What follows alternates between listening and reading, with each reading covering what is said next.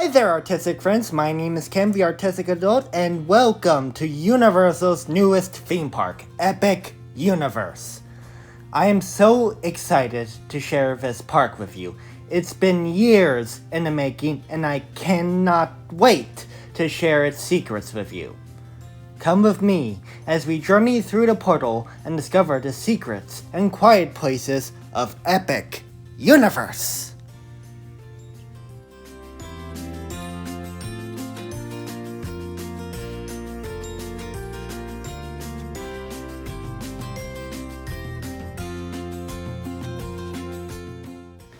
As you enter through the Chronos, you are greeted with Celestial Park, the gateway to the rest of Epic Universe.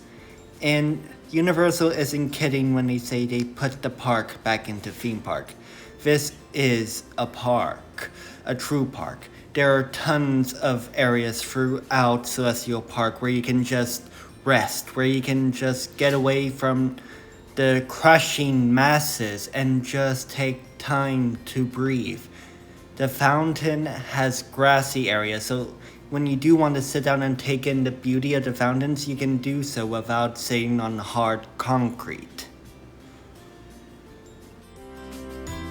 The most unique and special part of Celestial Park is because of the design of all the portals, it feels miles away from the noise from the rides and the attractions.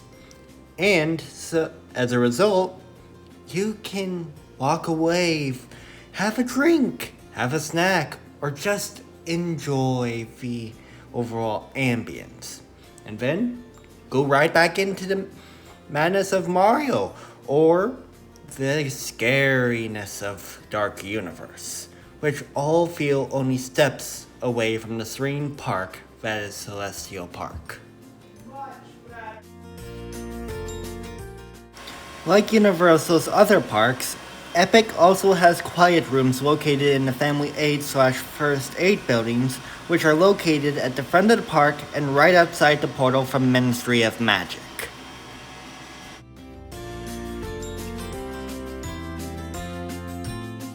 When I first heard a Super Nintendo World, I was worried it would be like Marvel Superhero Island, but I'm happy to say my worries are unfounded. The colors are bright and vibrant, but it never feels overwhelming, and the music, while loud, isn't overbearing. The Yoshi ride is definitely a ride you can go on when you need to slow down for a while. We went to ride this after Stardust Racers, and it was the perfect reprieve from the intensity that we just experienced.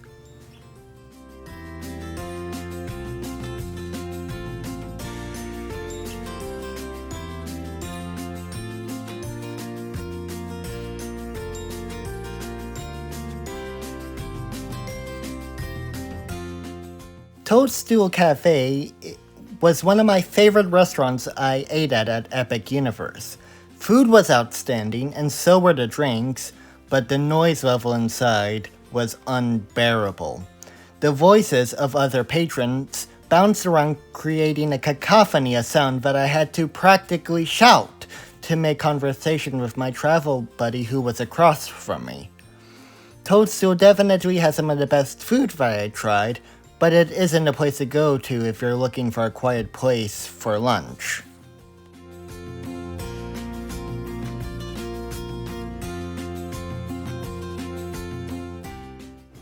The Mario Kart ride was definitely one of my favorites and is comparable to MIB Alien Attack or Space Ranger Spin. It is so much fun and will be enjoyable for both kids and adults. The one oddity that I should mention is the AR goggles you put on when you ride. They are weird to put on and will take some time getting used to, but you will accept it more and more as the ride goes on, but it is definitely weird since you are technically attached to the car you're in.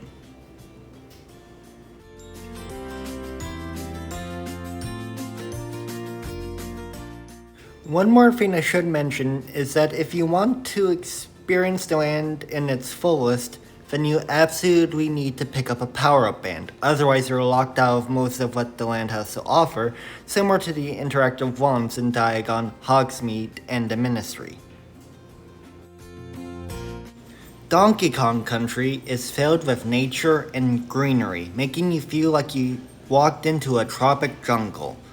The centerpiece of the land is the Golden Temple, with a full-on waterfall cascading downwards, creating some wonderful ambient noise. Quick warning about minecart madness. You know that old joke about if you want your back adjusted, you just ride the Matterhorn? This is the universal equivalent.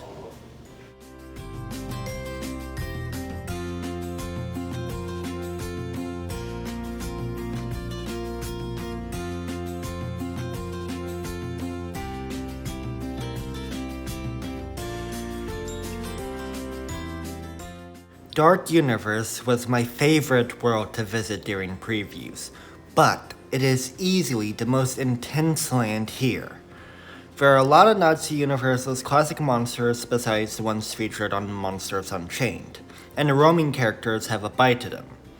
As you get closer to the manor, the music gets softer and softer until the only things you hear are some creepy ambient soundscapes that heighten that eeriness of the manor.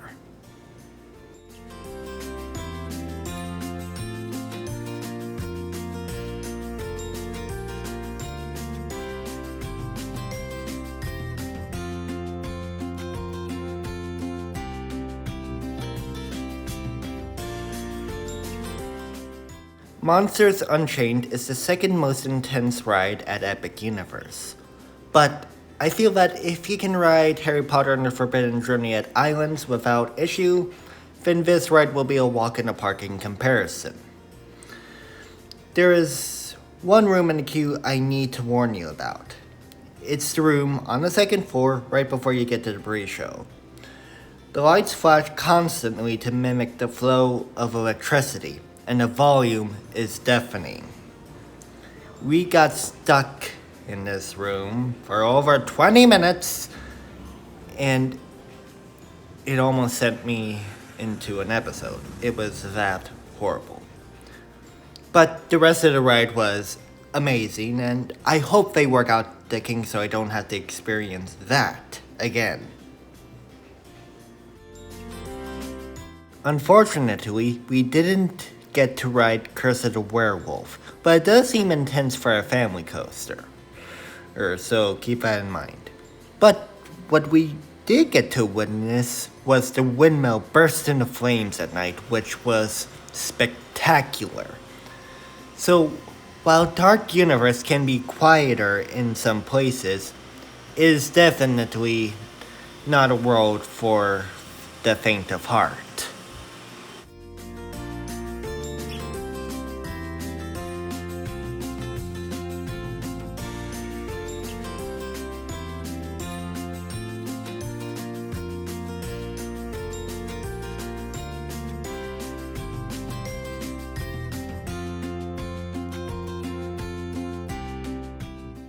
We didn't really get to do a lot in Isle of Berk, but it is on the tamer side and seems more open than the other worlds. What I did see while I was there shows a land that is more meant for younger kids, which indicates there shouldn't be anything that could trigger an episode.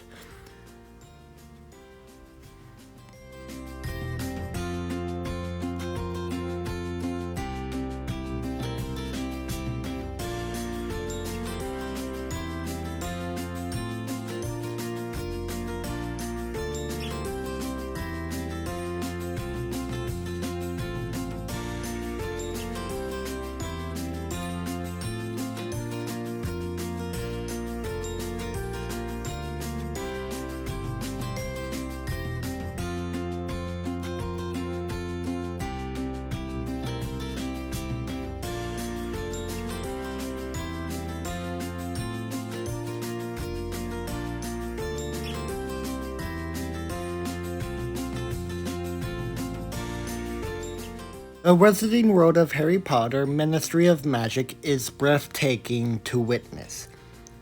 It is like the creative team stole a piece of Paris and dropped it into Florida. It actually feels like a real city street from in Paris, and there are tons of little nooks and crannies where you can hide away for a while.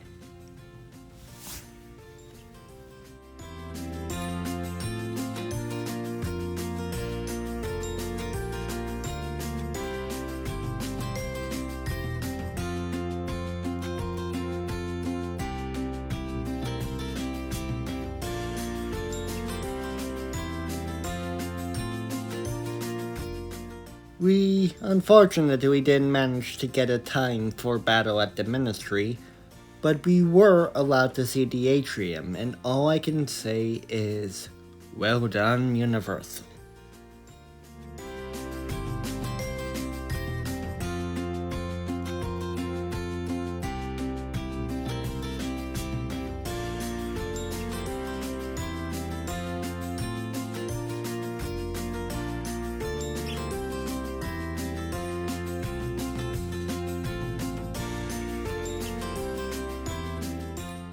Epic Universe is a beautiful park, but it's not a park for kids.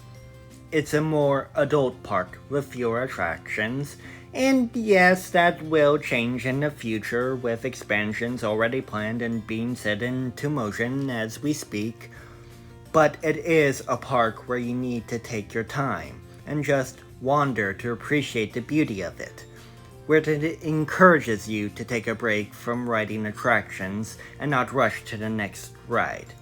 It's a great park, and I can't wait to return to see what I didn't get to do. What do you think of Epic Universe from what you have seen? Did this video ease some of your concerns about visiting? Please let me know down in the comments, and please like this video if you enjoyed it and subscribe if you want to see more. Until the next adventure, artistic friends, keep exploring.